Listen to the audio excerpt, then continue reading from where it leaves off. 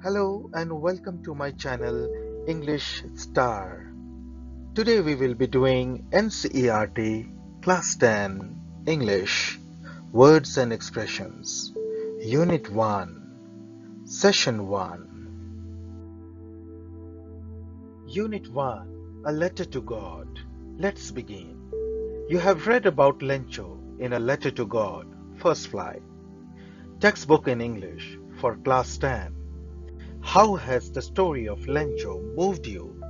What do you think about Lencho's faith in God and his attitude towards the officials in the post office? Do you think he is right in asking God for support and then blaming the people at the post office? Discuss his actions with your friends. Why does he do so? Well, students, in this question, you have to think about the story and you have to describe how Lencho's story touched your heart. He was a poor farmer. His crops were destroyed. Now he is seeking help from God because of his intense faith in God. He wants some help, some support from the Almighty. What do you think? The officials of the post office behaved in a proper way? Do you think he is right in asking God for support and then blaming the people at the post office? Do you think he was like a childlike, or it was his deep faith in God that he was in trouble and he has faith in God and every day he prays to God and now he is approaching God to compensate his loss because he feels the hailstorm was caused by God's actions? Discuss your all these things, points, your different angle of opinions with your friends. Think about it and you can write and describe in your notebook. Now we will move to question number 2. Below you will see the summary of the story of Lencho, which is sequentially mentioned below. I have already put all the sentences in order and one by one I will read it out. Okay, students? So let's begin.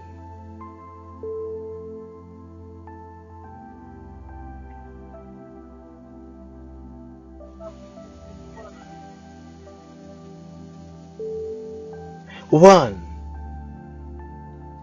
Lencho, his wife, and their children lived in a lonely house in a valley. 2. Their cornfield was longing for water. 3. Lencho predicted it will rain, and it did. He and his wife were happy. 4. But it rained heavily, and a hailstorm thrashed his cornfield, and all the corn was destroyed. 5. Lencho felt desperate, but believed that God would help him. 6. He wrote a letter to God asking for 100 pesos to sow his field and again and to survive until the next crop came up.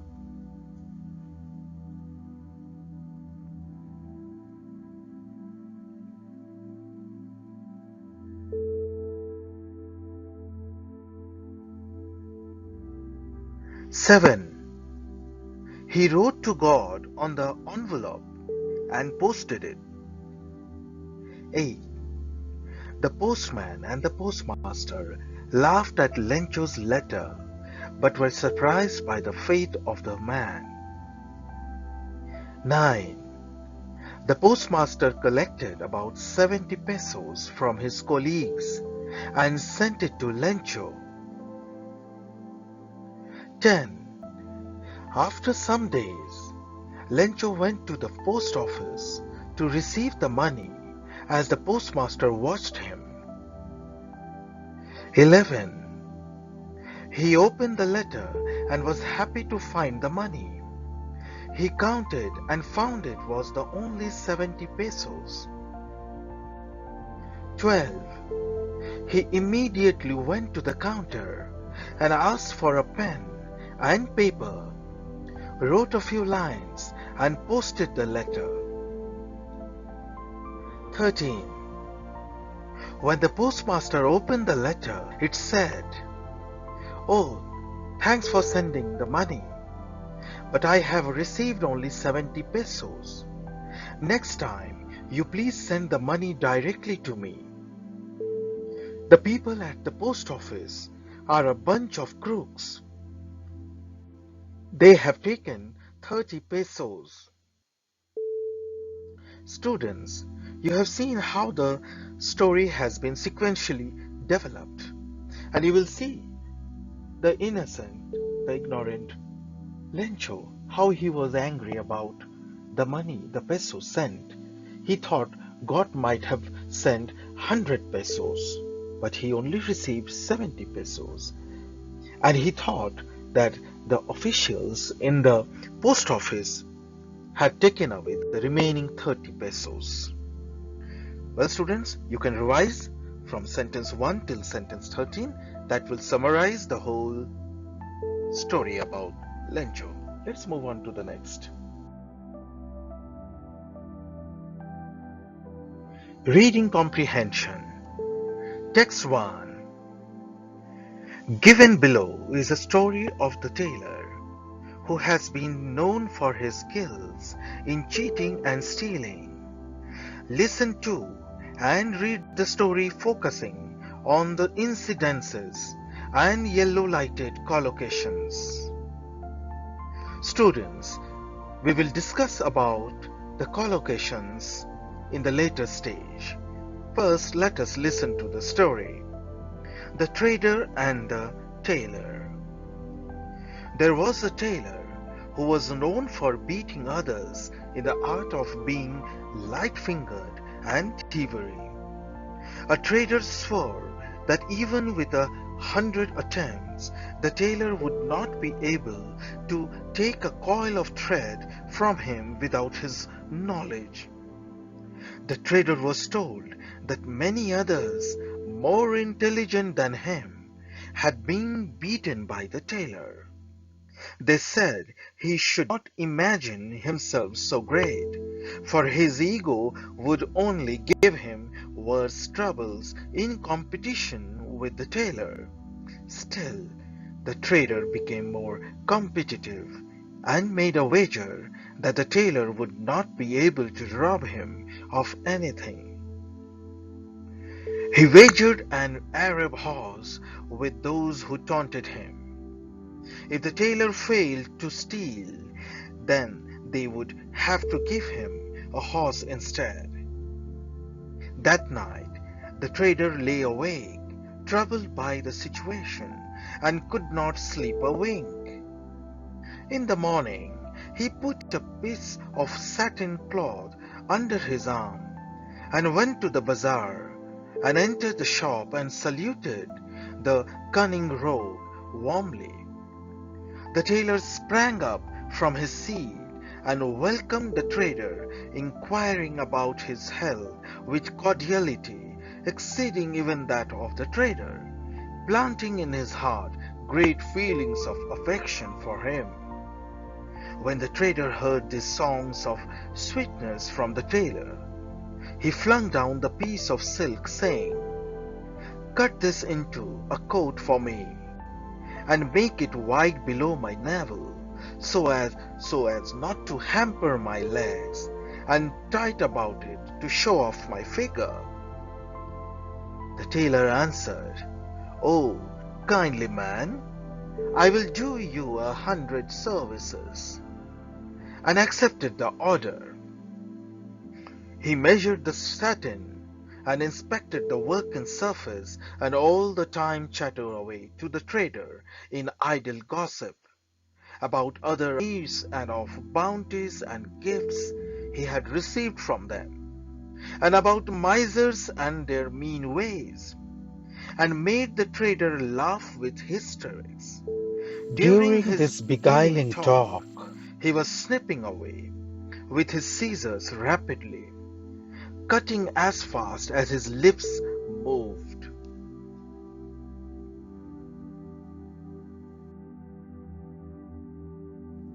The trader was laughing. The tailor was cutting. The trader closed his eyes in joy.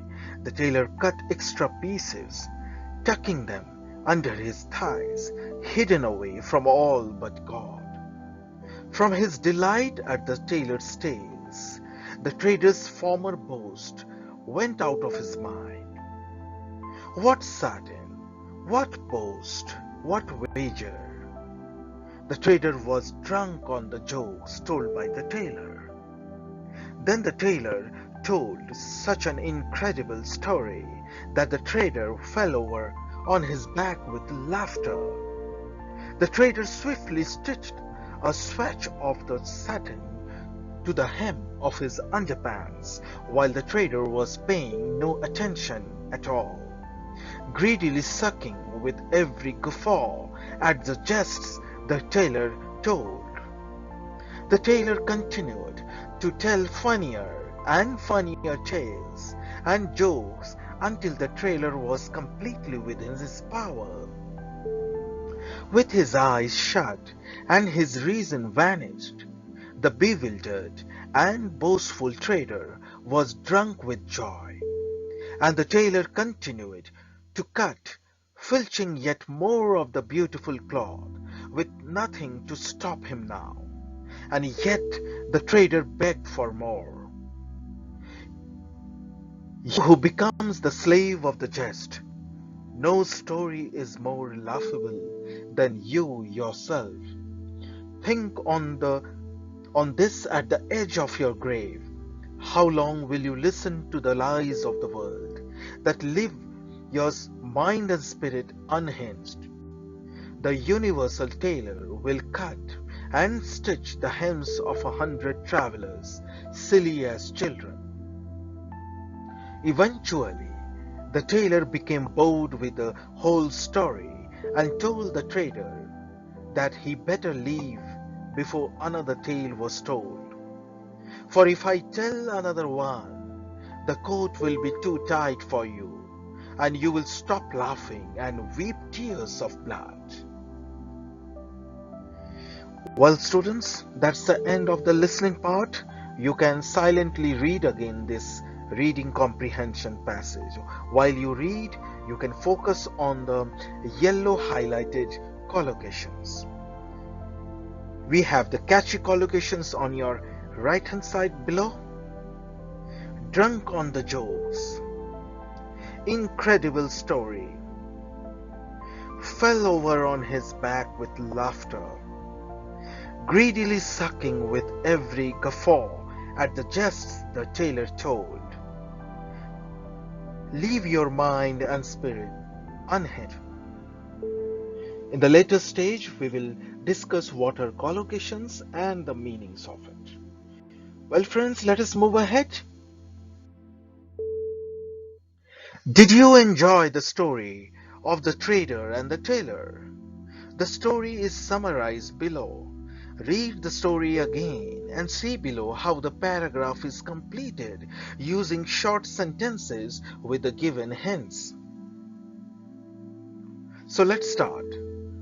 Once there was a tailor who was known for being light-fingered and thievery. He could cheat anyone with his cunning way of deceiving people.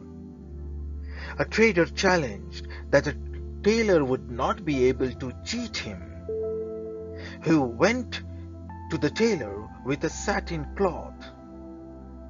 The tailor cordially welcomed him. The trader was pleased by the tailor's praise.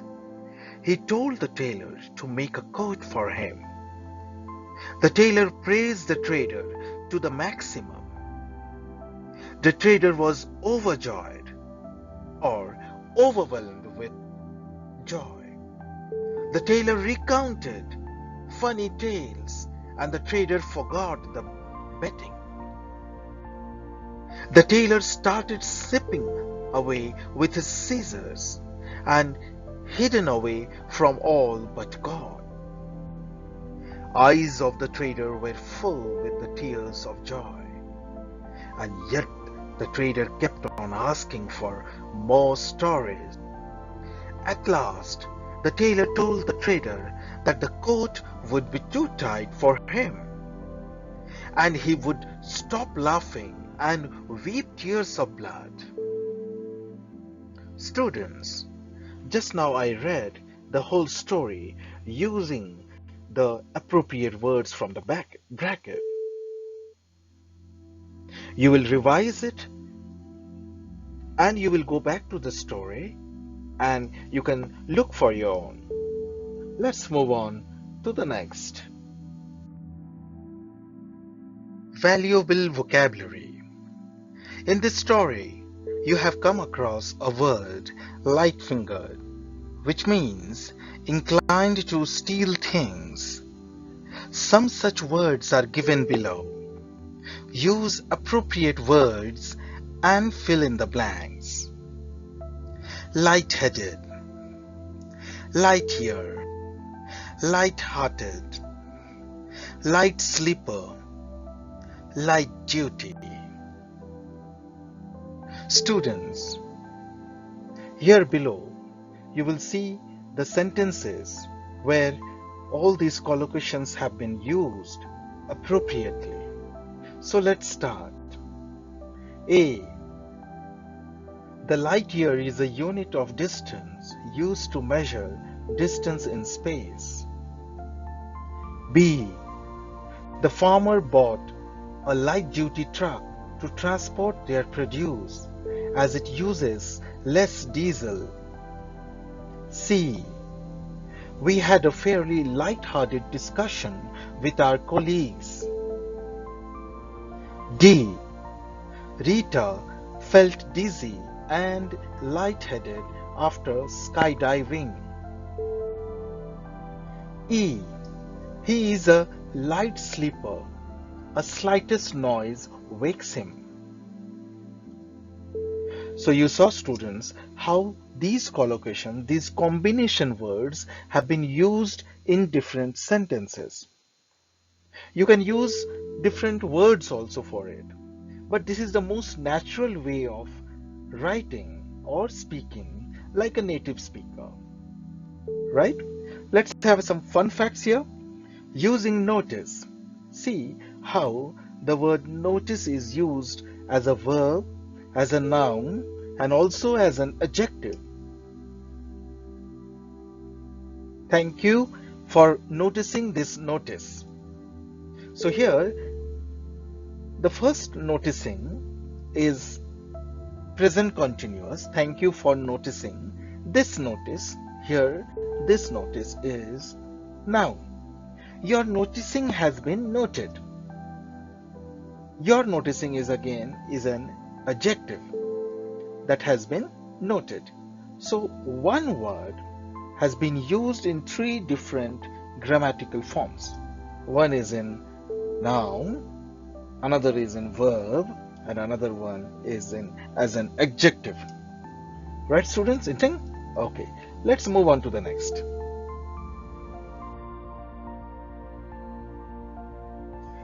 Catchy collocations. In this story, you have come across various phrases which means different from what the individual words mean. Such words are known as collocations. Here, let's have a look on the simple definition of a collocation. A collocation is a pair or group of words that are often used together. In other words, it is an amalgam of two or more words which often appear together in our speech and writing. The father of collocation is usually considered to be the late John Rupert Firth, a British linguist. Let's have some example. We say, make a cup of tea. We should not say, do a cup of tea. We say, do the laundry, not make the laundry. Right, students? The following phrases occurring in the story are collocations. Can you guess what they mean? You can refer to dictionary or you can check the internet. I am reading out all the collocations which appear in the text. Not sleep or wink, cunning rogue, planting in his heart, fling down, beguiling talk, snipping away, drunk on the jokes, incredible story, fell over on his back with laughter, greedily sucking with every guffaw at the jests, leave your mind and spirit unhinged. Students, I have just read all the collocations occurring in the comprehension text.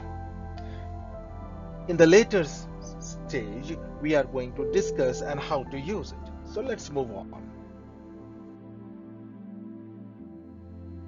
Calculate your collocations.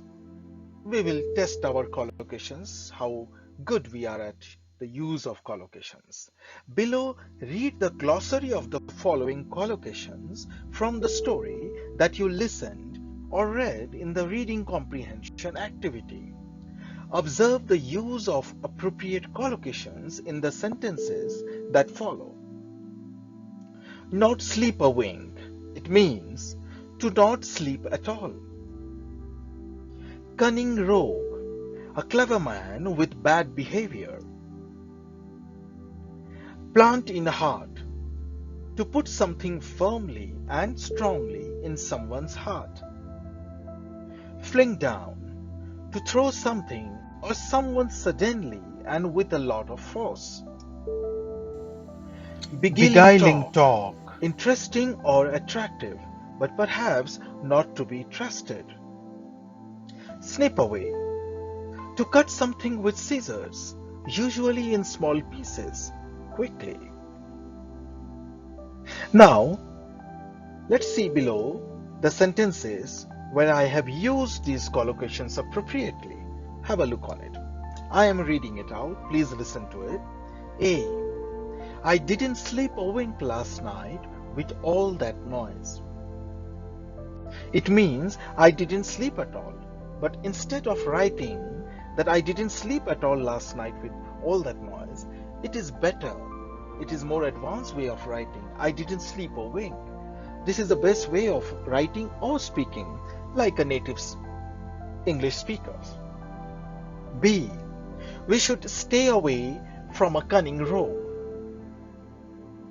Cunning, you know, one who is very clever, and the rogue is a person who is ill-mannered.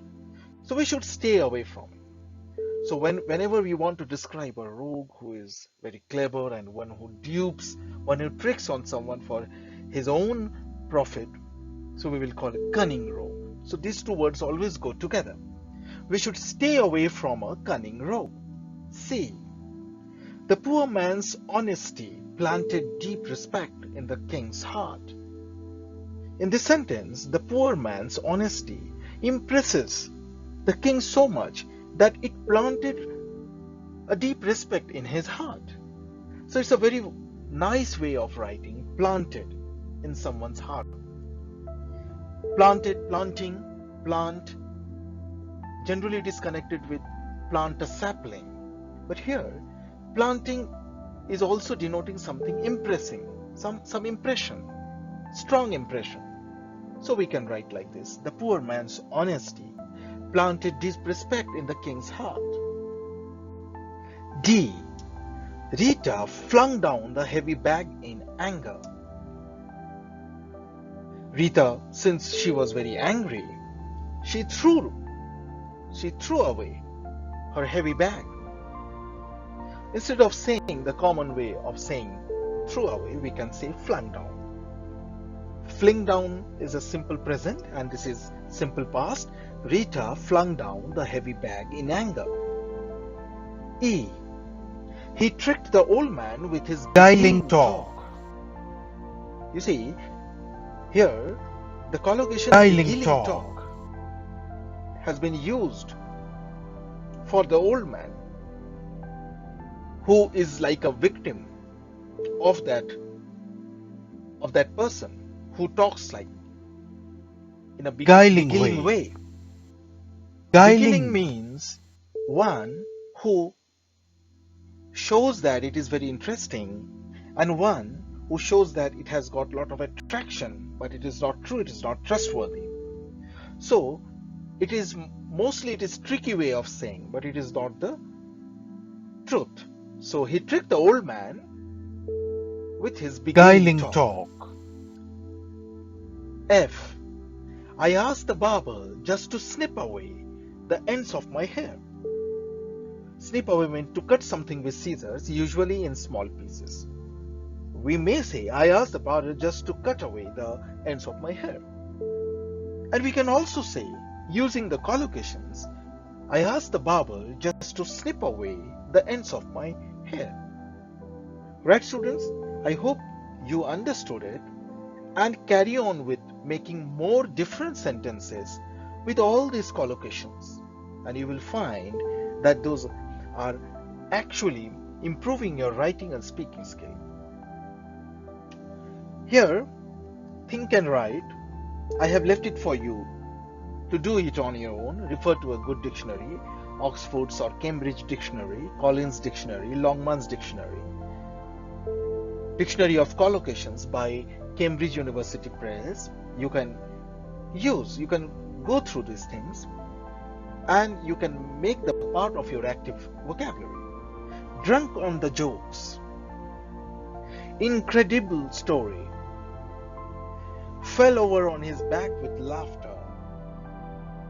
Greedily sucking with every guffaw at the jests. Leave your mind and spirit unhinged. Right, students? These collocations, you have to use it in a sentence, find out the meaning, and in case if you have any problem, you may just drop me a mail after this session. Now let's do cultivate collocations. There are some tips. Get into the habit of making a note of any good collocations you come across, any English text you read. When you look up a new word, make a point of noting it down in several different patterns of collocations. Right, students? These were the tips. And